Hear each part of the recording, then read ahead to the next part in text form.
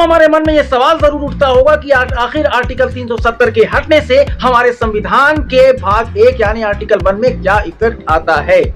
तो दोस्तों आइए इसे हम समझने के लिए समझते हैं कि जब कोई नेशन का निर्माण होता है, उसका फॉर्मेशन होता है, तो उसमें बहुत छोटे छोटे राज्य होते हैं जो किसी एक बॉन्डिंग के तहत उस बड़े से स्पेस को बनाने के लिए, अपनी ताकत से मजबूत करने के लिए उस नेशन का निर्माण करते हैं। तो ये 3 टाइप्स की हो सकती है। एक होती है कॉन्फेडरल, दूसरी होती है फेडरल और तीसरी होती है यूनियन।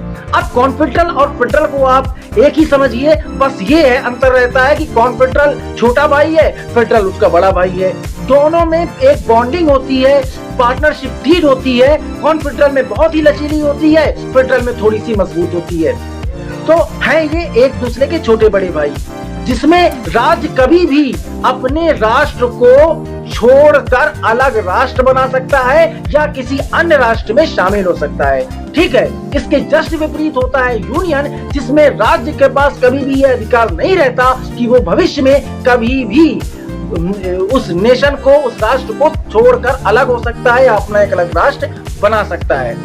ठीक है, अब जब हम संविधान की भाग 1 को पढ़ते थे तो उसमें जो हमारा डिफिनेशन है वो ये है कि भारत अर्थात इंडिया राज्यों का संघ होगा, यानी तो अब ये संघ होगा का मतलब यूनियन ऑफ इट्स टेरिटरी, और इसमें स्टेट के पास अथॉरिटी कभी नहीं होगी कि वो कभी भी नेशन को तोड़कर अलग हो सकते हैं। उनका एक संविधान होगा जो सभी राज्यों में लागू होगा, एक झंडा होगा जो सभी राज्यों में लागू होगा। जब हम ये पढ़ते थे तो हमारे पास एक एक्सेप्शन था जम्मू एंड कश्मीर का, जहां एक अपना एक अलग झंडा था, अपना एक अलग संविधान था, अलग अलग अपनी पॉलिसीज थी।